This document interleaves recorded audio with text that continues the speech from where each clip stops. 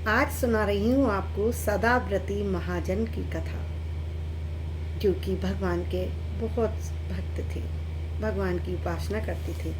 महाजन सुनो सदा व्रती ताको भक्तिपन मन विचार, सेवा कीजे चित लाए के, आवति अनेक साधु निपट अगाध मत साधिलित, जैसे आवे सुबुध मिलाए के, जैसे आवे सुबुध मिलाए के।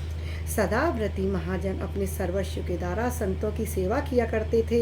इनकी सेवा के प्रभाव से अनेक साधु संत इनके घर आते जाते रहते थे। एक बार एक संत आए, इनके यहाँ अत्यंत सुख पाकर सदा इनके घर पर ही रहने लगे।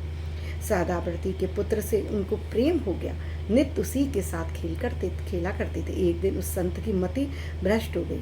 खेलते खेलते दोनों गांव के बाहर गए। वहां संत ने महाजन भक्त के पुत्र को आभूषण के लोभ में आकर मार डाला। संत रूप में होकर कैसे मति भ्रष्ट हुई कि उस महाजन के साथ रह रहे थे, उनका अन्न खा रहे थे और लोभ के बस, आभूषणों के बस लोभ में आकर उनके महाजन के पुत्र को ही मार डाला और उसके सबको गाड़ कर घर वापस आ गए। महाजन के घर में माता पिता बाट देख रहे हैं, पुत्र आया नहीं है, बालक कहाँ रह गया। जब बाट देखते देखते 4 पहर बीत गए, फिर भी लड़का ना आया, तब भक्त सदाव्रती ने गांव में ढिंढोरा पिटवाया। जब देखते कि मेरे लड़के को किसी ने देखा है, किसी ने देखा हो तो बताओ, मेरा बच्चा नहीं मिल रहा है। इस बात को जो शीघ्र बता देगा उसे उस लड़के के सभी आभूषण दे दिए जाएंगे। यह घोषणा सुनकर घटना देखने वाले एक सन्यासी ने आकर कहा कि तुम्हारे पुत्र को इसी संत ने मारकर धरती में गाड़ दिया है। यह कहकर भक्त महाजन ने वह स्थान जाकर देखा जहाँ लड़का गाड़ा था। भक्त सदाव्रती ने कहा, इस सन्यासी को पकड़ लो, इसी ने हमारे पुत्र को मारा है। तब घबराकर सन्यासी ने कहा, मैंने देखा था इसलिए बता दिया, मुझे छुड़ा दीजिए, मैं बिल्कुल झूठ नहीं बोल पा रहा हूँ। तब महाजन भक्त ने कहा, यदि तुम इस संकट से बचना चाहते हो तो साधु का नाम कदापि मत लो, इस गांव को छोड़कर कहीं दूसरी ओर चले जाओ। सन्यासी ने यह बात मान ली, वहाँ से चला गया। लड़के का अंतिम संस्कार करके सदाव्रती घर आए। उन्होंने देखा कि संत कुछ उदास बैठे हैं।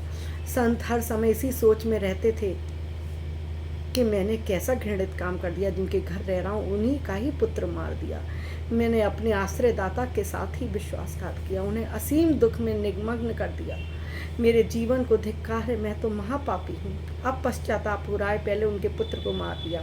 और धन्य है वो महाजन, सदाव्रती महाजन धन्य है, जिसको कि दूसरा एक संत बता रहे हैं कि तेरे पुत्र को उस संत ने मारा है, तो कह रहे हैं कि नहीं नहीं, तो मैं तेरे को ही दोष दूंगा, संत का नाम ना ले, क्योंकि संतों के ऊपर जब आक्षेप लगता है तो पूरे धर्म पर आक्षेप लगता है, संतों पर से लोगों का विश्वास उठ जाएगा। इसलिए उन्होंने कहा तुम संत का नाम ना लो और यहाँ से चले जाओ। और चुपचाप उन बेटे का दाह संस्कार कर दिया। और घर आकर देखते हैं वो संत बैठे हुए हैं, बहुत पश्चाताप करते रहते थे। वो अपने मन ही मन में ग्लानि हो रही थी कि मैंने ये क्या कर दिया, अपने ही अन्नदाता के साथ तो विश्वासघात किया, जिनके घर में पल रहा था उन्हीं को धोखा दिया। अतिशय आत्मग्लानि एवं पश्चाताप के कारण संत अत्यंत संकोच से रहने लगे। उनके इस परिवर्तन एवं संकोच से महाजन अपने दुख को भुलाकर संत के संकोच को दूर करने का उपाय सोच रहे थे कि उनके मन का भाव जानकर उनकी स्त्री बोल उठी कि इन्हें अपनी कन्या देकर आदर सहित घर में रखिए, इनके साथ अपनी कन्या का विवाह कर दीजिए। महाजन की पत्नी ने बोला है। सदाव्रती ने अपने स्त्री के कथा अनुसार संत जी को बुलाकर उनसे प्रार्थना की, आप कृपया मेरे हृदय का दुख मिट जाए, इसलिए केवल मेरी पुत्री से ब्याह कीजिए और जब तक मेरा जीवन है आप मेरे साथ रहकर जीवन निर्वाह कीजिए। ऐसा कहकर संत के साथ बेटी का विवाह भी कर दिया। संत सदाव्रती के पुत्र की मृत्यु की बात सुनकर या भगवद आदेश से एक दिन उनके श्री गुरुदेव जी घर पर पधारे। उन्होंने महाजन भक्त को संत सेवा की बात बताई थी और सेवा करने की आज्ञा दी थी। श्री गुरुदेव जी ने सदाव्रती से कुशल पूछते हुए कहा, बालक कहाँ है? इन्होंने उत्तर दिया, जी वह तो भगवान को प्राप्त हो गया। यह सुनकर गुरुदेव ने कहा, प्रभु ने तुम्हारी परीक्षा ली है, तुम्हारा पुत्र मरा नहीं है, इसी से प्रभु ने तुम्हारे पास अनेक आने की मुझे आज्ञा दी है। जहाँ उसके शरीर का दाह संस्कार हुआ है, चलकर वह स्थान मुझे दिखाओ। संत शिरोमणि गुरुदेव वहाँ गए हैं महाजन के साथ। उन्होंने भगवान का ध्यान किया है, उसी क्षण बालक जीवित होकर आ गया। इस प्रकार भगवान ने संत वेश निष्ठा के माध्यम से भक्त की परीक्षा लेकर उसकी कीर्ति का विस्तार किया है। हमारे धर्म, हमारे संत, भगवान हमारे जीवन में अनेकों ऐसी परिस्थितियाँ लाते हैं, ऐसे ऐसे संकट लाते हैं जब हम बिल्कुल विचलित हो जाते हैं, हमारा भगवान से विश्वास उठ जाता है, मन ही नहीं करता कि हम भगवान पर विश्वास करें, पूजा करें, सुमिरन करें। इतनी कठिन परिस्थितियों से गुजरते हैं तो, लेकिन भगवान ये परीक्षा हमें सोने को जैसे तपाया जाता है तो उच्च कोटि का बनता है, उसी प्रकार भगवान इन मुश्किलों को देकर, इन परेशानियों को देकर हमारे जीवन को उच्च कोटि का बनाने की कोशिश कर रहे हैं। हमारे व्यक्तित्व को निखारना चाहते हैं, हमें सही मार्ग पर लेना चाहते हैं, जो कि हम भटक गए हैं अपने जीवन से। हमें बस उन दुखों में पड़कर अपने आप को, अपने जीवन के उद्देश्य को भूलना नहीं है, क्योंकि हमारे जीवन का उद्देश्य केवल पृथ्वी पर आकर एक कीट मकोड़े की तरह जीवन काटकर चले जाना नहीं है। जब मानव शरीर मिलाए 84 लाख योनियों के बाद, तो हमें अपने जीवन को भगवत प्राप्ति में लगाना है, जिससे कि हमें भगवान की प्राप्ति हो सके। क्योंकि यदि ये शरीर चला गया, जब इस शरीर का अंत होगा, अंत तो निश्चित है, जिसने जन्म लिया है उसकी मृत्यु तो निश्चित है, तो जब ये शरीर नष्ट हो जाएगा, फिर हमारे पास कोई भी उपाय नहीं बचेगा कि हम प्रभु का नाम जप सके, कुछ सेवा कर सके, कुछ उपाय कर सकें। किसी भी योनि में वो सामर्थ्य नहीं है जो मानव जीवन में है। तो मानव जीवन का उद्देश्य समझते हुए, कितने भी संकट आए हमारे जीवन में, कितनी भी विकट परिस्थितियां हों, हमें अपने को कमज़ोर नहीं होने देना है, हमें अपने को सही राह पर रखना है। मेरे जीवन में भी बहुत कठिन परिस्थिति चल रही है। मेरा बेटा चला गया, बहुत जूझ रही हूँ अपनी परेशानियों से,